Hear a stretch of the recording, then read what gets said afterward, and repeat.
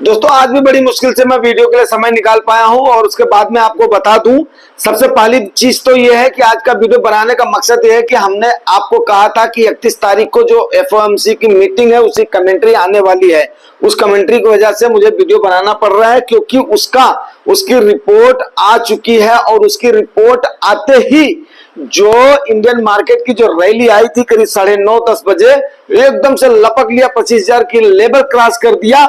और उसके बाद में फिर क्या हुआ कि अचानक से धड़ाम से गिरे।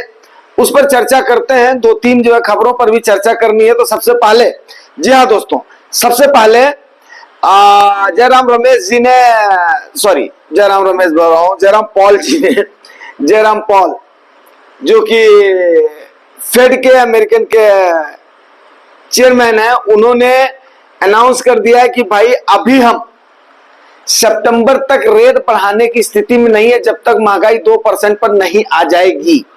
अब बताइए कि वहां पर 2.5% के आसपास वहां पर महंगाई है, लेकिन फिर भी उनको रेट बढ़ाने की स्थिति में वो नहीं है। नंबर एक। नंबर दो, आपने देखा होगा कि जो उन्होंने बताया कि मैं सितंबर महीने तक रेट का कट करूंगा। अब सितंबर महीने तक रेट कट होने का मतलब है कि इंडियन मार्केट ने इसको बड़े ही पॉजिटिव वे में लिया है और उसके बाद में शूट अप चली गई। लेकिन 10 साढ़े 10 बजे तक फिर उसके बाद में ये छूमंतर हो गया क्योंकि जेपी मॉर्गन ने, मशहूर एजेंसी ने कर दिया कि भाई 2% तो कभी महंगाई वहां पर आने के चांस ही नहीं है।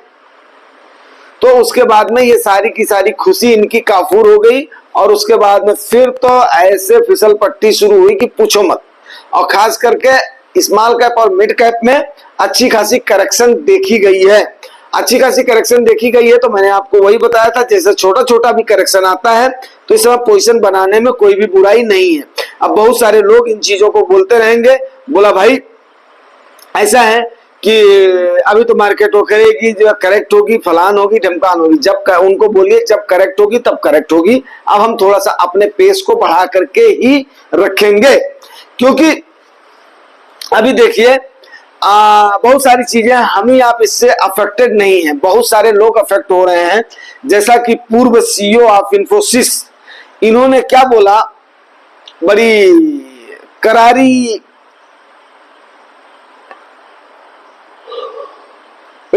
जवाब इन्होंने दिया है।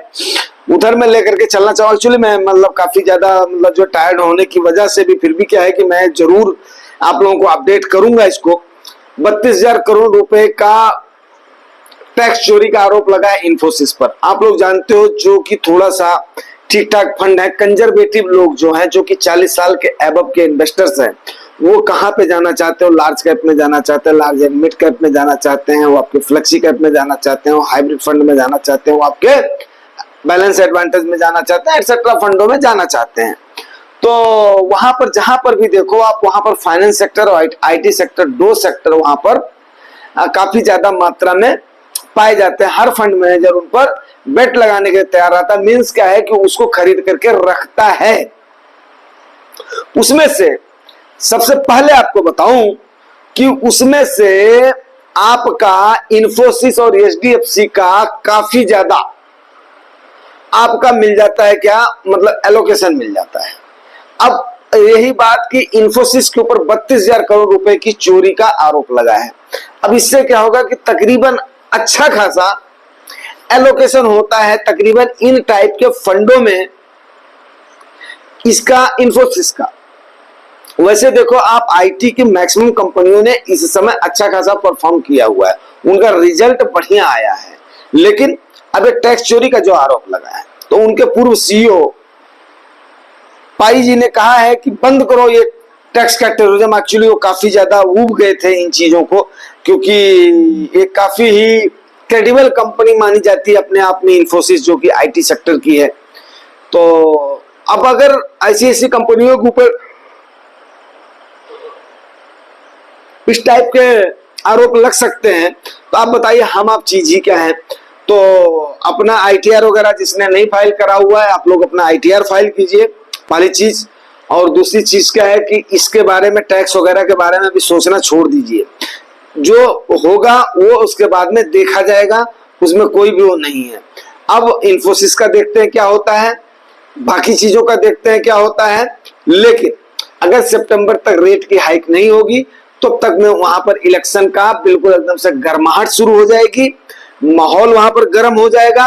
फिर उसके बाद में देखते हैं कि इस टाइप का कदम क्या उठाती है क्या नहीं उठाती है सरकार वहां की, वो देखने वाली बात होगी। इसलिए देखने वाली बात होगी यार, देखो अभी हमने आप लोगों को एक चीज क्लियर कर दिया कि भाई देखो अब हम मानेंगे, बहुत दिन हो गया इंतजार करते हुए। अब हमने दो हमारे यहाँ के जो मेन मुद्दे थे उनको हमने हासिल कर लिया है। पहला था इलेक्शन एंड दूसरा था आपका बजट। इन दो चीजों को हमने हासिल कर लिया है।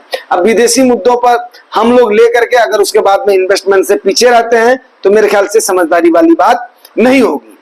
और रही बात कि म्यूचुअल फंड में टैक्सेशन का इशू पर मैं जरूर सवेरे वाले वीडियो में चर्चा करूंगा, उसको जरूर देखिएगा। क्योंकि टैक्सेशन पर बड़ा सिंपल सा वे है कि आप लोग थोड़ा इजी तरीके से बच सकते हैं, और उसको मैं जरूर करूंगा। तो अब यहीं पर ही आज के मैं इसको जो सेशन को क्लोज करता हूं। एंड मार्केट का कितनी जो खरीद फरोख्त हुई एक्चुअली उसको मैं रिफर नहीं कर पाया क्योंकि मैं ड्राइव कर रहा था खुद, तो मैं रिफर नहीं कर पाया। लेकिन न्यूज वगैरह काफी सारी सुना, उसके बाद में इसका मेरे को इंतजार था। सवेरे मैं बोला कि चलो ठीक है, अब शाम को हम अवगत करवाएंगे अपने व्यूअर्स और सब्सक्राइबर्स को। तो अब अगर ये सारी चीजें आप लोगों को ठीक लगती हैं, थोड़ी बहुत मेहनत करनी पड़ती है, इतनी मेहनत के बाद में भी आप लोगों के लिए अगर समय निकालता हूं तो उम्मीद करता हूं कि आप लोग उसको तवज्जो जरूर देंगे, और तवज्जो देंगे तो रिवार्ड जरूर करेंगे। रिवार्ड आपको पता है, लाइक से subscribe. Thank you very much.